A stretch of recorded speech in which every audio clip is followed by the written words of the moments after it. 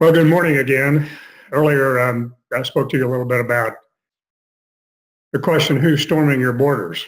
And this time I'm going to shift a little bit to your unique proposition, your points of differentiation and pricing.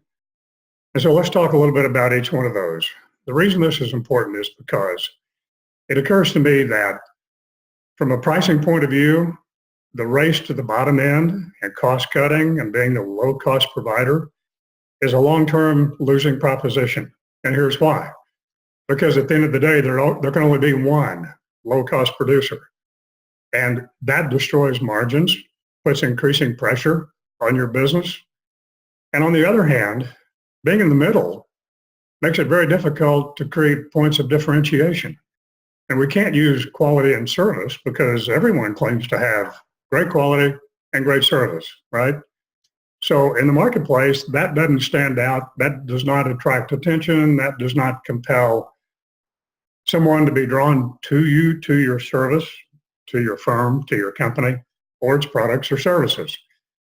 So I think the key here is we want to be moving more toward the high end than the low end. And we do that only by creating the ability to differentiate, to describe to the marketplace, to our customers and clients, our prospects, points of differentiation that make us different.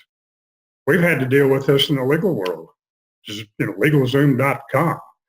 But on the other hand, as a friend of mine said, I promise you Warren Buffett is not going to LegalZoom.com to set up his LLC or create an estate plan.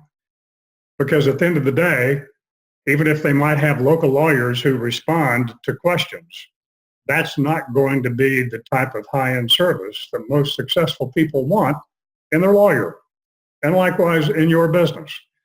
So I guess my urging here, my thought is, pay careful attention to your price strategy and try to avoid being the low-cost producer or the race to the bottom. I just think that's a path to destruction. And in a world where everyone seems to be homogenized and commoditized, where the marketplace is trying to make us all look the same and eliminate points of differentiation, and Jeff Bezos is out there trying to eliminate margin in all businesses, that's a whole nother story that we may talk about later. But what I'd like you to think about is, how can we continue to move our prices upward? How can we get to the higher end, to the more affluent market, or more affluent side of our market, and create higher margins, even though it may mean doing more or generating more revenue with perhaps fewer customers. That may not be all bad. Rather than volume, race to the bottom, and that may create too much chaos or may create chaos you don't need. So as you end the year, go into the final 2 or 3 weeks here, or 3 weeks, 4 weeks of 2018, think about your price strategy. Think about your unique selling proposition. Think about differentiation in the marketplace.